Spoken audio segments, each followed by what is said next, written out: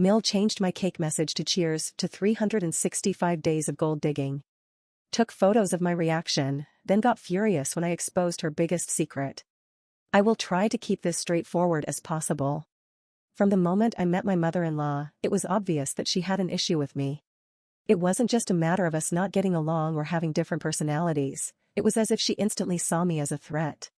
For reasons I still can't fully understand, she seemed to view me as some kind of competition when it came to her son. Almost like she was worried that my presence would diminish her role in his life. Rather than just letting things be, she would constantly try to put me down in subtle and sometimes not so subtle ways. It became clear early on that she had a problem with me, and it wasn't going away. Now, if you're wondering why I went ahead and married my husband if his mother was such a nuisance in my life, well, it's because Kane has always stood up for me. Every time his mother has tried to belittle or insult me, he's been right there, firmly on my side, telling her to stop. It's one of the reasons I felt confident moving forward with our relationship, even with her negativity hanging over us. He's never let her get away with her hurtful behavior, and he always makes it clear that we're a team. My mother-in-law resents me even more because of this. The fact that her son doesn't allow her to undermine me seems to add fuel to the fire. For a bit of background, Kane and I got married last year, and just this past week, we celebrated our first wedding anniversary. Kane is the kind of husband who loves to go all out when it comes to special occasions.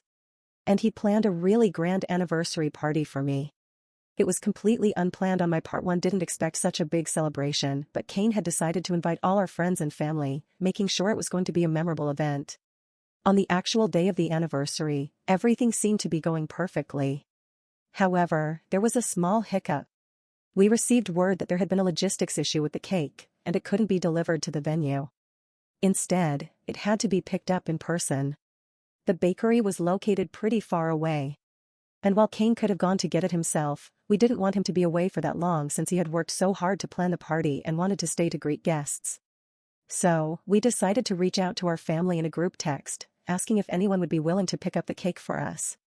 We were even prepared to compensate them for their trouble since the bakery was quite a distance from where we were hosting the party. My mother-in-law, surprisingly, volunteered to help.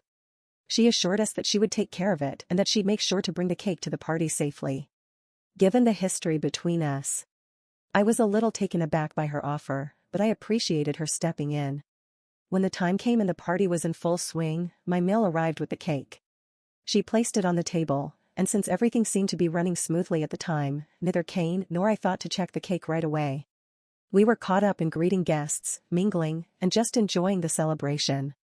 We simply trusted that the cake was in good condition, as my meal had promised. When it was finally time for us to cut the cake, my mother-in-law seemed unusually eager to take part in the moment. She excitedly told everyone that she wanted to unveil the cake herself, which I found odd but didn't think much of. However, what followed left me speechless. She revealed the cake and written across it in bold, mocking letters were the words, "Cheers to 365 days of gold digging." Kane and I were completely stunned. We just stared at the cake, confused and unsure if we were reading it right. The room, which had been filled with smiles and laughter just moments before, suddenly fell silent. Everyone else was equally shocked, their expressions changing from excitement to discomfort as they saw the cruel message. Without missing a beat, my Mill whipped out her phone and immediately took a picture of our faces, as if she had been waiting for this exact moment. She then burst out laughing, completely unfazed by the tension she had just created.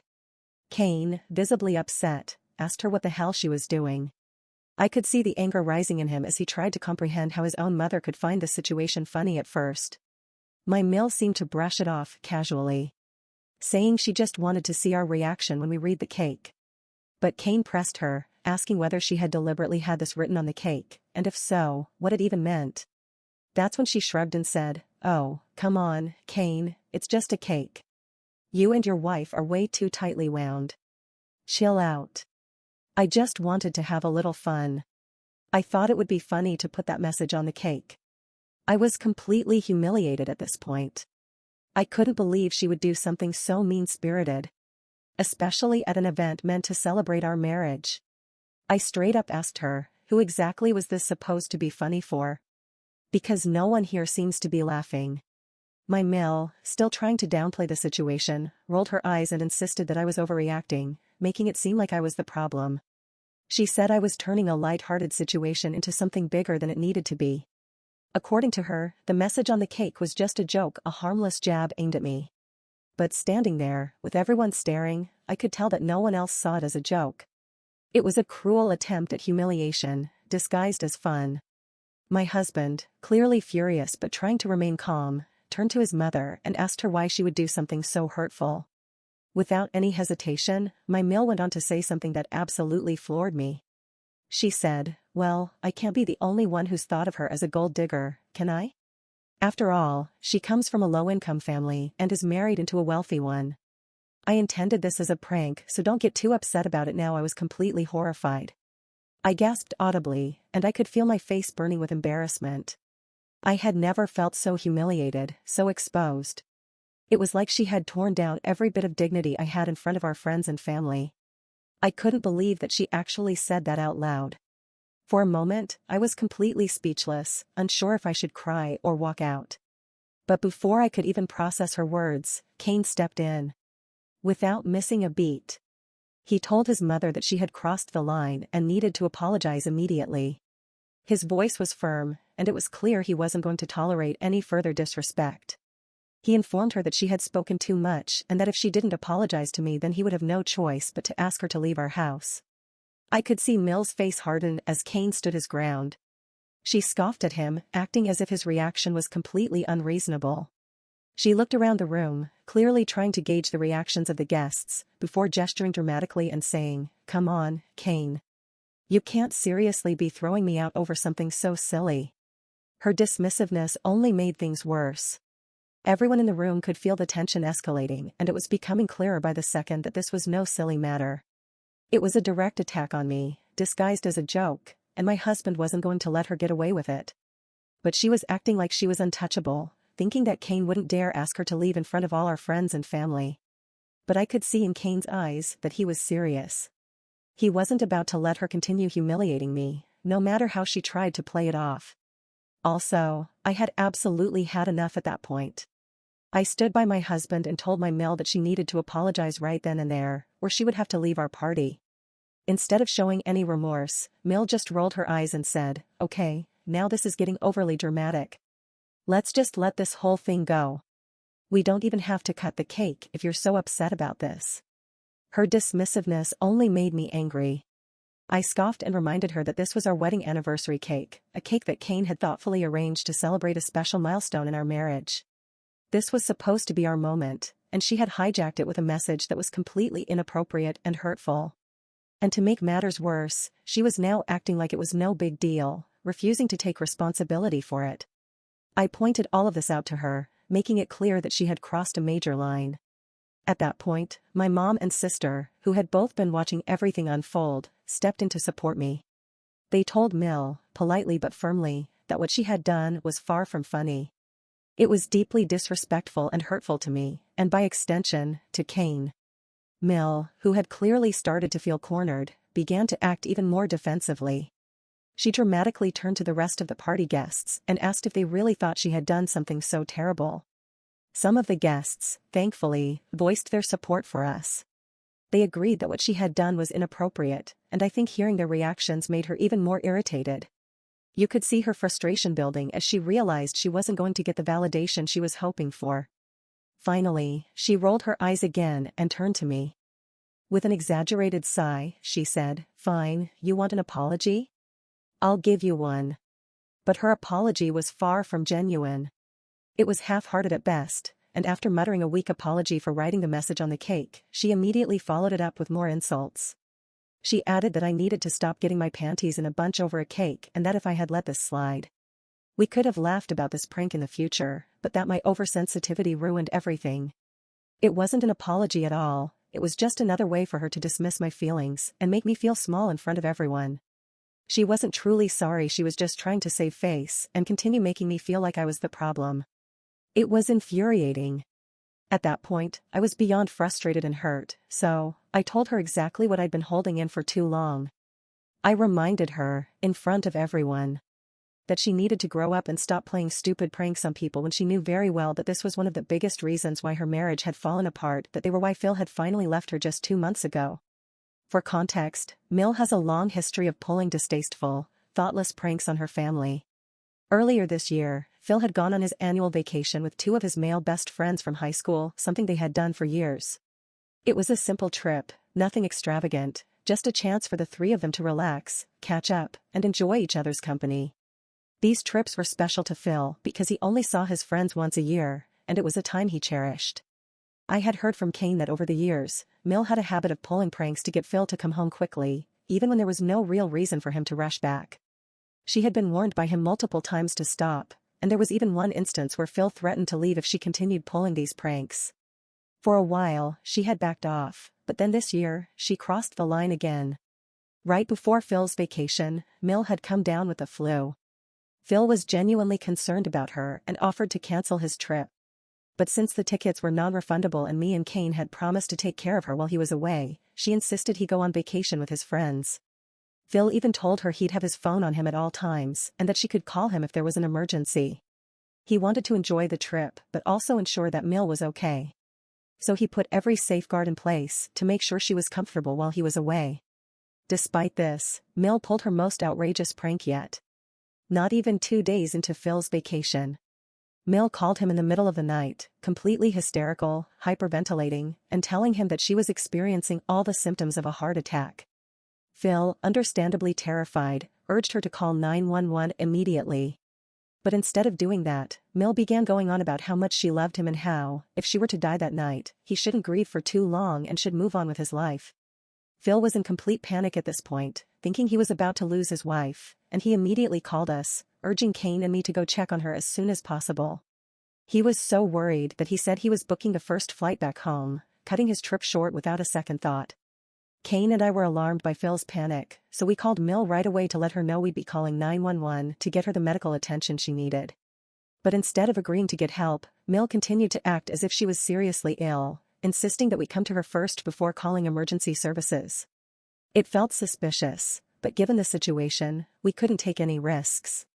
So we rushed to her place, fearing the worst. We were absolutely appalled by what we found. There she was, perfectly fine, lounging on the couch, eating chips and watching TV as if nothing had happened. Kane and I were stunned, standing there in disbelief. When she saw the looks on our faces, she started laughing, as though it was all one big joke. She casually told us that it had all been a prank. She said she wanted to test whether Phil still loved her enough to drop everything and rush home for her. Kane and I were furious. We couldn't believe she had faked a medical emergency, especially something as serious as a heart attack, just to get attention. We immediately called Phil to stop him from cutting his vacation short, but by then, it was too late. Phil, who had been terrified of losing Mill, had already boarded his flight and was on his way home. It was only when he landed and listened to the voicemails we left explaining that Mill was fine and that the whole thing had been a sick prank that he realized the truth. He was crushed, exhausted, and angry, realizing that he'd rushed back for nothing. Manipulated by Mill's need for validation. That prank had deeply hurt Phil, and it was the final nail in the coffin of their marriage. He couldn't handle her constant games anymore, especially when they involved something as serious as his love and concern for her health. Long story short, Phil and Mill had an explosive fight after that disastrous prank, and it finally led Phil to ask for a divorce. The very next day, Phil packed up and moved out, refusing to engage with Mill unless it was strictly related to their divorce proceedings. Couldn't accept any responsibility for the breakup. Instead, she began playing the victim, telling everyone that Phil had left her out of nowhere and that maybe he was going through some kind of midlife crisis. Kane and I knew the truth, but we decided to stay out of her narrative. This wasn't our fight, and frankly, we had enough on our plates without getting involved in their divorce drama. However, now that Mill had publicly humiliated me at our anniversary party, I had finally reached my breaking point. I thought it was time someone stood up to her and taught her a lesson. So I didn't hold back. I told her, in front of everyone, that it was obvious she hadn't learned her lesson after Phil left her. I reminded Mill of how her thoughtless pranks had literally driven her husband away. She stood there, stunned, as I laid it all out. I told her that this wasn't just about a cake with a hurtful message, it was about her complete lack of respect for other people's feelings. She had ruined her own marriage because of this, and now she was trying to ruin my anniversary with the same kind of cruelty. She had continued to be a nuisance. playing the same childish games that had ruined her own marriage. I said flat out that she was acting like an immature child and needed to grow up. The room went completely silent after I said that. Mill spluttered in embarrassment, and for once, she didn't have a snarky comeback. I think hearing the truth about her own actions and being confronted with the consequences of her behavior in front of everyone hit her harder than she expected. She gestured to me to stop, but I wasn't about to let her off the hook. I told her that if she insisted on behaving like a child, she would be a child. Then she needed to be punished like one. I went on to say that if she didn't change her ways, I would cut off all contact with her and that I would make sure our future children would have nothing to do with her either.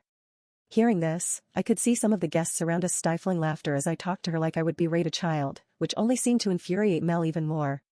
Her face turned red with anger as she realized that not only had she lost control of the situation, but she had become the object of ridicule. She glared at me with daggers in her eyes, clearly seething. She then turned on her heels and stormed out of the party without another word. Watching her leave felt like a small victory, but it also left me thinking that maybe this wasn't over. Mill had been put in her place, but knowing her, this wouldn't be the last time she tried to stir up trouble. However, for the moment, Kane and I had stood our ground, and that was what mattered. We were a team and had not let her bully us. Suffice it to say, not a single person at the party came to defend Mill after she left. In fact, everyone felt like she got exactly what she deserved. People saw her for who she truly was, and it was clear that her actions had crossed a line. Kane threw away the cake and we continued on with our celebration without a second thought about Mill. However, since that party, Mill has been calling me nonstop, demanding that I apologize to her for humiliating her in front of everyone. She's even gone so far as to threaten that if I don't, she is going to sue me for defamation since now the story has gotten around and people have been calling her out for lying to them about why she and Phil are getting a divorce. She says I had no right to share such private information about her life and that she is disgusted by me. Honestly, it's laughable. She has no grounds to stand on, and it's clear that this is just another one of her desperate attempts to flip the narrative and make herself the victim once again. I've spoken the truth, and the truth is not defamation. She humiliated herself by pulling that cruel stunt, and now she's scrambling to save face. Kane and I both know there's no legal basis for her threat and frankly, I'm not about to let her scare me into backing down. But I'm done playing her games. If she wants to make this a legal battle, she'll only end up embarrassing herself further. But I doubt it will go that far. This is just another one of her attempts to bully and manipulate, and it's not going to work this time. AITA for calling out my mail after she tried to play a prank on me? Update 1, to answer some of your questions. First of all, yes, Mill has a history of pulling pranks on us, even before this latest disaster. One example that really sticks out is what she did on our wedding day. While I was getting my hair and makeup done, Mill actually stole my wedding dress and hid it somewhere. I didn't realize it at first, but as the clock was ticking closer to the ceremony and I still hadn't put the dress on, I started to panic. I was in full-on crisis mode, frantically looking for the dress. It wasn't until I had a mini meltdown that she finally returned my dress, laughing at me as if it was the most hilarious joke. At the time, I remember thinking it was incredibly odd and cruel, especially on such an important day, to play such a prank on me. I chalked it up to Mill just being her strange, insensitive self. After all, she and I weren't particularly close, so I figured this was just how she operated though. Looking back, I can't believe I let it slide. I genuinely thought she might change after Phil left her. I assumed that going through such a painful experience would make her reflect on her behavior and maybe mature a little. But clearly, I was wrong. Despite everything that's happened, Mill is still the same. She hasn't learned anything from the fallout of her marriage. And she continues to treat serious situations like opportunities for her twisted fun. Secondly, if Mill had put something else on the cake, I might have brushed it off as a poorly thought-out prank. But the fact that she chose to write gold digger was beyond inappropriate. It struck a nerve because it's not just an insult, it's an attack on my character and my relationship with Kane. Sure, Kane is wealthier than I am, but that doesn't mean I entrapped him into marrying me just because he has more money than me. We dated for a long time before we made the decision to get married. And our relationship is built on love and mutual respect, not on any financial gain. I love Kane for who he is as a person, not for what he can provide for me. To have Mill imply otherwise was not only disrespectful, but also deeply hurtful. It shows just how out of touch she is and how sick her sense of humor has become. She's clearly so wrapped up in her own insecurities and twisted worldview that she thinks it's acceptable to make such a hurtful joke at my expense, especially on a day meant to celebrate our love. After this latest incident, I genuinely believe something is wrong with her. Her inability to recognize the severity of her actions and the impact they have on others is alarming. I think she really needs to get herself checked, both for her own sake and for the sake of her relationships. If she continues down this path, she's going to alienate everyone around her. Update 2. Kane had a serious conversation with his mother after she threatened to sue me. He made it clear that there was absolutely no way I would be apologizing to her for what happened. When he told her that, she threw an absolute fit. It was almost as if she thought he'd back down or somehow come to her defense. But Kane stood firm. He told her she could be as angry as she wanted with him, but she could never direct any of that anger toward me again. That's when she tried to play the victim card, claiming that I had hurt her feelings and that as her son, he should be supporting her, but Kane didn't waver. He reminded her that he was my husband and that I came first, no matter what. He wasn't going to allow her to manipulate the situation or twist the narrative to paint herself as the victim. Clearly furious, Mill disconnected the call without saying another word. A short while later, she sent him a long text message that dripped with drama. In it, she lamented how she gave birth to him and sacrificed herself to bring him into this world. She claimed that despite all she had done for him, he continued to disrespect her.